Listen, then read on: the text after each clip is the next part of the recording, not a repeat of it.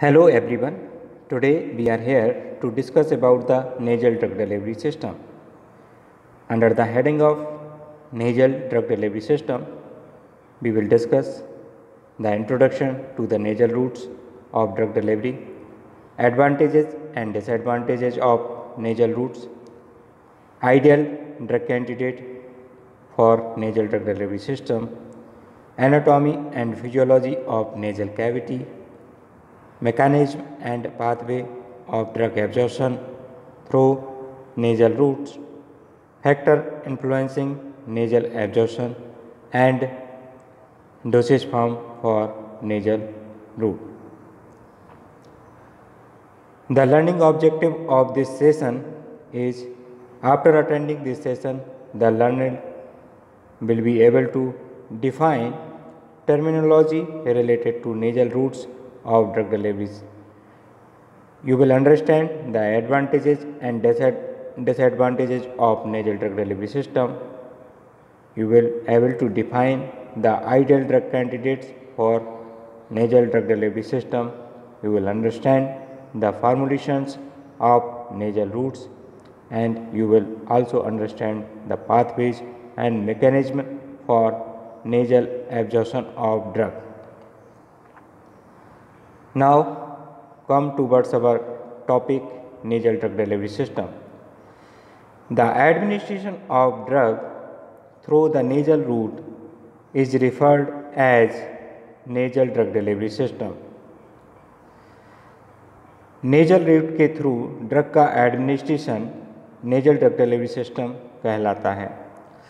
Nasal route is alternative to the parenteral therapy and also helpful for the long term therapy. Nasal route parenteral therapy के alternative routes है और इसको हम long term therapy के रूप में भी यूज कर सकते हैं.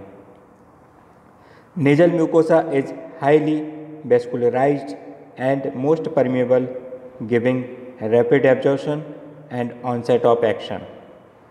Nasal mucosa highly vascularized होती है and most permeable है, जिससे rapid absorption and onset of action quick मिल पाता है. Nasal route is non-invasive and widely used for local treatment and may also be used for the systemic therapy as drug directly goes into the systemic circulation. Nasal route non invasive method है और जिसको हम local treatment के रूप में ज़्यादातर use करते हैं और इसका हम सिस्टमिक थेरेपी के रूप में भी यूज कर सकते हैं क्योंकि ड्रग डायरेक्टली सिस्टमिक सर्कुलेशन में पहुंचती है. इन ancient time the Indian Ayurvedic system of medicines used nasal route for administration of the drug and the process is called as nasya. प्राचीन समय में भारतीय आयुर्वेदिक सिस्टम में नेजल रूट का ड्रग के एडमिनिस्ट्रेशन के लिए यूज किया जाता था और इसको हम नस्या कहते थे. Intranasal drug delivery system is now recognised to be useful and reliable alternative to the oral and parenteral routes. आज के समय में इंटरनेजल ड्रग डिलीवरी सिस्टम को अच्छी तरह से रिकॉग्नाइज किया गया है. यह यूजफुल है एंड रिलायबल मेथड है alternative to oral and parenteral routes. The abundance of blood vessels in the nasal mucosa contributes to drug absorption which is almost equal to intravenous injection in some instances. Blood vessels बहुतायत में present होती हैं nasal mucosa में, जिसके कारण drug absorption अच्छे से हो पाता है और नेजल रूट ऑलमोस्ट इक्वल हम कह सकते हैं कि इंट्रावेनस इंजेक्शन के कुछ केसों में इक्वल होता है. The nasal route of drug delivery can be used for both local and systemic drug delivery. Nasal route को हम लोकल और सिस्टमिक ड्रग डिलीवरी के लिए यूज कर सकते हैं. Now advantages of nasal routes. Hepatic first pass metabolism avoided. Hepatic first pass metabolism को हम अवॉइड कर सकते हैं नेजल रूट के through. Rapid drug absorption and quick onset of action. यहाँ पर rapid drug absorption and quick onset of action हमें मिलता है. Bioavailability of larger drug molecules can be improved by means of absorption enhancers. ऐसी drug molecules जो larger size की हैं उनकी बायो अवेलेबिलिटी को हम एब्जॉर्प्शन एनहांसर्स की मदद से इम्प्रूव कर सकते हैं. Bioavailability of smaller drug molecules is good. जो स्मॉलर ड्रग मॉलिक्यूल हैं उनकी बायो अवेलेबिलिटी ऑलरेडी अच्छी होती है नेजल रूट के through. Convenient for the long term therapy compare to the parenteral medication. अगर हम पेरेंटल मेडिकेशन से इसको कंपेयर करते हैं तो ये कन्वीनियंट है लॉन्ग टर्म थेरेपी के लिए. Drug processing poor stability in the GIT fluids given by nasal routes. ऐसी ड्रग जिनकी स्टेबिलिटी GIT फ्लूइड में कम होती है, पुअर होती है, उसको हम नेजल रूट के थ्रू दे सकते हैं. It is easy and convenient. Easy and convenient है नेजल रूट के थ्रू देना and easily administered to unconscious patient. और अनकॉन्शियस पेशेंट को हम ईजिली एडमिनिस्टर कर सकते हैं. Now move towards the disadvantages of nasal drug delivery system. Pathologic conditions such as cold or allergies may alter significantly the nasal bioavailability. अगर कोई pathologic condition है जैसे कोल्ड है, एलर्जीज़ है, तो इसके कारण नेजल बायोअवेलेबिलिटी सिग्निफिकेंटली अफेक्ट होती है. Low bioavailability for the proteins and peptides and polar drugs. Protein, peptide और पोलर ड्रग की बायोअवेलेबिलिटी नेजल रूट के थ्रू कम होती हैं. Once administered rapid removal of the therapeutic agents from the site of absorption is difficult. अगर हम इसको एक बार एडमिनिस्टर कर देते हैं तो इसका रैपिड रिमूवल करना, थेराप्यूटिक एजेंट का रैपिड रिमूवल करना एब्जॉर्प्शन साइट से, यह थोड़ा डिफ़िकल्ट होता है. The histological toxicity of the absorption enhancer used in nasal drug delivery system is not yet clearly established. Histological toxicity, जो एब्जॉर्प्शन एनहांसर्स की हिस्टोलॉजिकल टॉक्सिसिटी है, वह क्लियरली एस्टेब्लिश्ड नहीं है. Relatively inconvenient to the patient when compared to the oral drug delivery systems, since there is a possibility of nasal irritation. Relatively inconvenient होता है. अगर हम इसको ओरल ड्रग डिलीवरी से कंपेयर करें तो रिलेटिवली इनकन्वीनियंट होता है क्योंकि इसमें नेजल इरिटेशन होने के चांसेस होते हैं. Rapid mucociliary clearance will occurs. Rapid mucociliary clearance यहाँ पे होता है, उसके कारण बायोअवेलेबिलिटी अफेक्ट होती है. And there is also chances of immunologic reactions, और यहाँ पे इम्यूनोलॉजिक रिएक्शंस होने के चांसेस भी होते हैं. So these are the disadvantages of nasal routes. Now move towards the ideal drug candidate for nasal drug delivery system और characteristic required for drug candidate for nasal drug delivery system. Appropriate aqueous solubility to provide the desired dose in 25 to 150 ml volume of formulation administered per nostril. Appropriate aqueous solubility होना चाहिए जिससे हम जो desired dose है उसको 25 से 150 ml की formulation में इनकॉर्पोरेट कर सकें। पर नॉस्ट्रल के हिसाब से अगर हम 25 और 150 ml वॉल्यूम की फार्मूलेशंस बनाते हैं तो उसमें डिजायर्ड डोज को हम सॉल्यूबल कर सकें, इनकॉर्पोरेट कर सकें। तो एप्रोप्रिएट एक्वस सॉल्युबिलिटी होना चाहिए। Appropriate nasal absorption properties, appropriate nasal absorption properties इसकी होना चाहिए जिससे वो नेजल म्यूकोसा में इजीली एब्जॉर्ब हो पाए। No nasal irritation from the drug, nasal irritation नहीं होना चाहिए ड्रग के द्वारा। A suitable clinical rational for the nasal dosage form, easy rapid onset of action, rapid onset of action उससे possible हो, इसको भी हमें देखना है। Low dose generally below 25 mg पर डोज, इसकी डोज कम होना चाहिए जिससे हम उसको इजीली इनकॉर्पोरेट कर सकें नेजल फार्मूलेशंस में। जनरली 25 mg से डोज कम होना चाहिए। नो टॉक्सिक नेजल मेटाबोलाइट्स, कोई nasal metabolite toxic nasal metabolites develop नहीं होना चाहिए। No offensive odour aroma associated with the drug, कोई ऑफेंसिव ऑर्डर और एरोमा ड्रग के साथ नहीं जुड़े हुए होना चाहिए।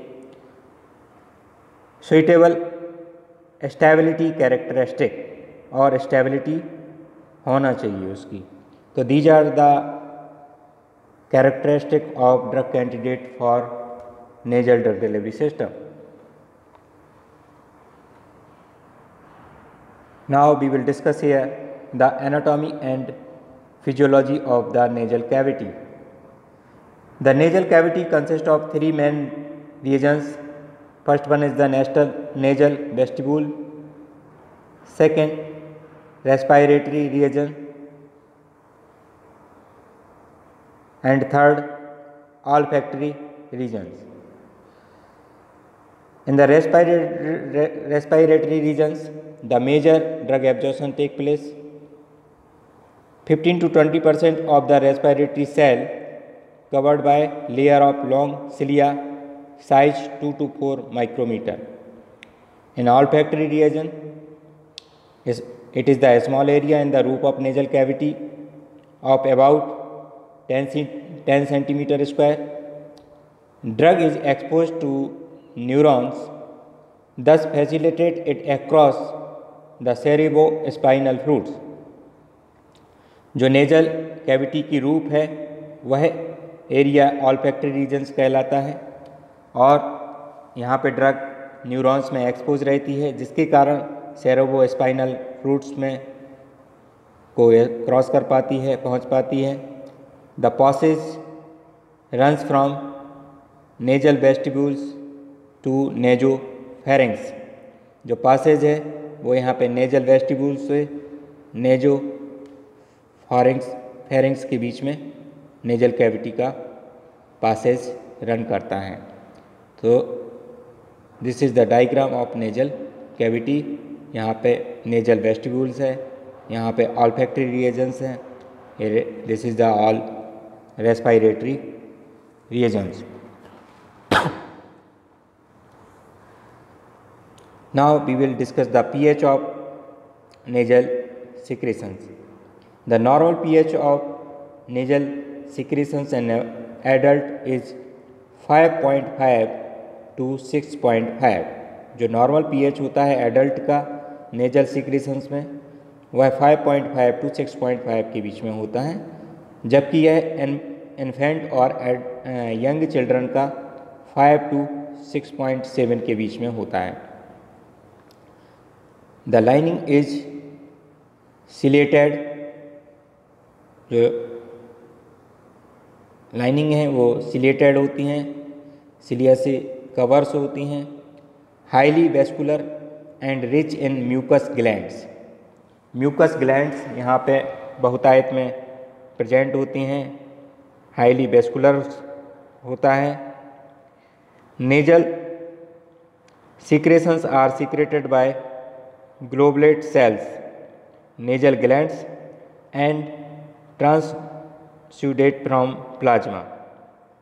जो नीजल सीक्रेशंस हैं वो ग्लोबुलेट सेल्स और नेजल ग्लैंड्स के द्वारा यहाँ पे सीक्रेट होते हैं।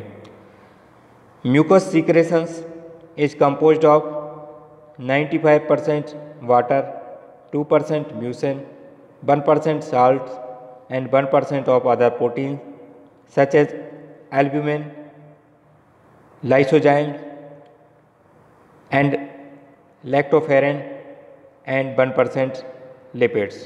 जो म्यूकस सीक्रेशंस हैं उसमें 95% water, 2% mucin, 1% salt, 1% other protein जैसे albumin, lysozymes, lactoferrin and 1% lipids होता है।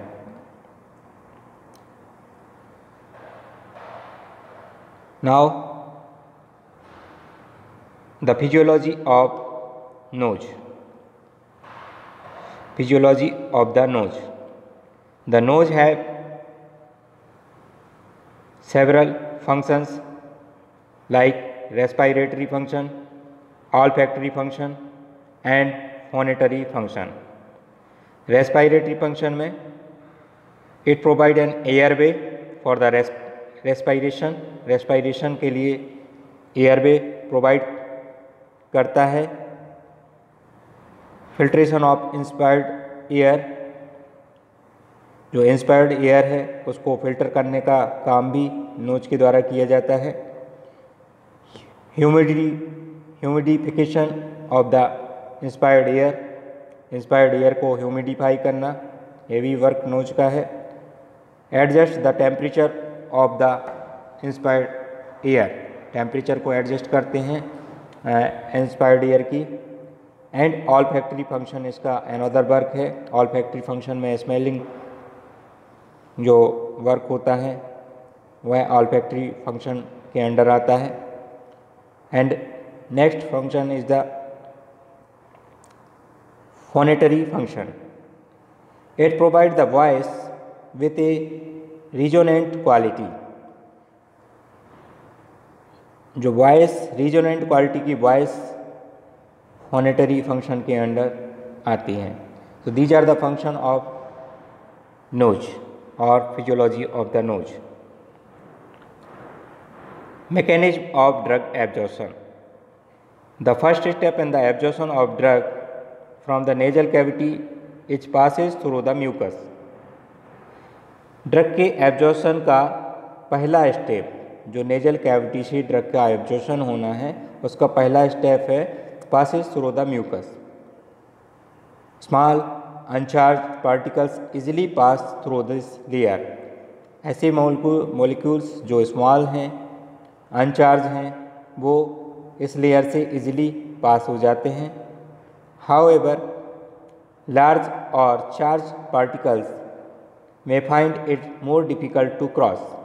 लेकिन ऐसे पार्टिकल्स जो लार्ज हैं और जो चार्ज हैं उनको इस लेयर को क्रॉस करने में डिफ़िकल्टी होती है।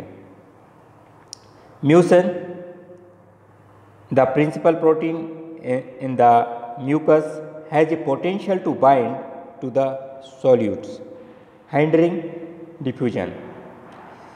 म्यूसिन म्यूकस लेयर का एक मेन प्रोटीन है जो कि सॉल्यूट्स के साथ में बाइंड हो जाता है और डिफ्यूजन को रोकता है। Structural changes in the mucus layer are possible as a result of environmental changes. Mucus layer में स्ट्रक्चरल चेंजेस हो सकते हैं एनवायरमेंटल चेंजेस के कारण, जैसे पीएच चेंज होता है, टेम्परेचर चेंज होता है, तो म्यूकस लेयर के में भी स्ट्रक्चरल चेंजेस देखने को मिलते हैं। Subsequent to a drug passes through the mucus, जिसके कारण जो ड्रग का एब्जॉर्प्शन है थ्रू द म्यूकस उसमें भी चेंजेस आते हैं। There are several mechanism for the absorption through the mucosa. These include transcellular, paracellular and ट्रांससाइटोसिस।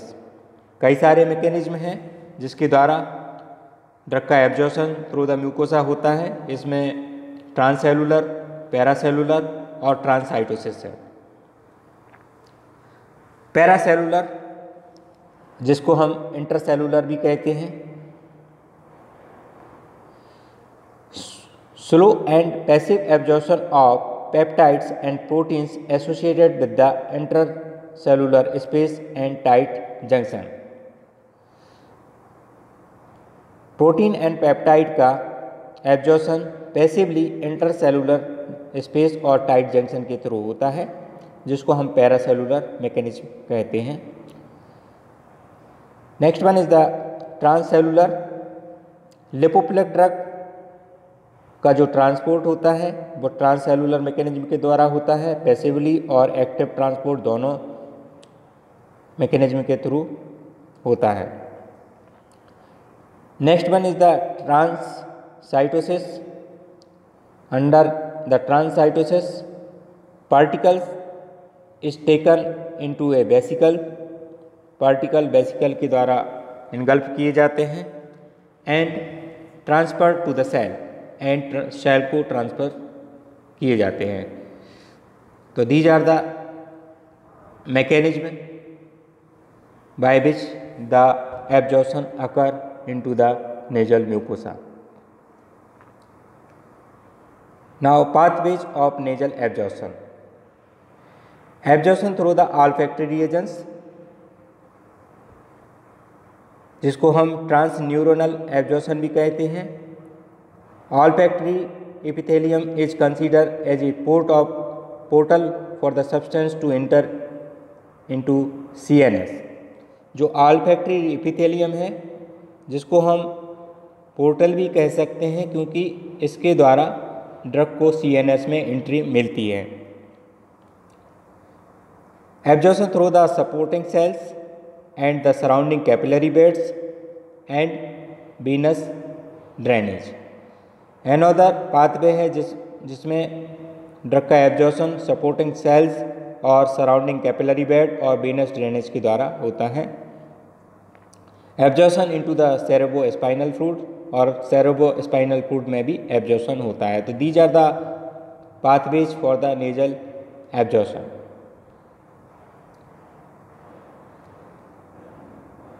Next one is the nose brain pathway. The olfactory mucosa, जिसको हम smelling area in the nose कहते हैं, olfactory mucosa is in direct contact with the brain and CSF, cerebro spinal fluid. जो olfactory mucosa है, जो कि brain के और CSF के डायरेक्ट कॉन्टैक्ट में होती है। ये ऑल्फैक्टरी वॉल्व है, डायग्राम में हम देख सकते हैं। यहाँ पे फाइबर्स ऑफ ऑल्फैक्टरी नर्व्स हैं। तो ये ऑल्फैक्टरी म्यूकोसा है, ये डायरेक्ट ब्रेन के, यहाँ पे ब्रेन है, तो ब्रेन के और CSF के, सेरेब्रो स्पाइनल फ्लूइड के डायरेक्ट कांटेक्ट में होता है। Medications absorb across the olfactory mucosa directly enter the brain. ऐसी मेडिसिन जो directly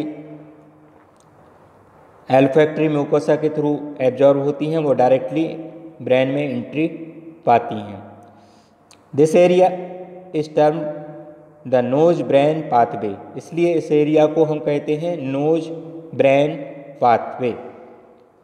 this area is termed the nose brain pathway and offer a rapid direct route for drug delivery to the brain, जो कि rapid है और direct route है drug की delivery brain तक करने के लिए।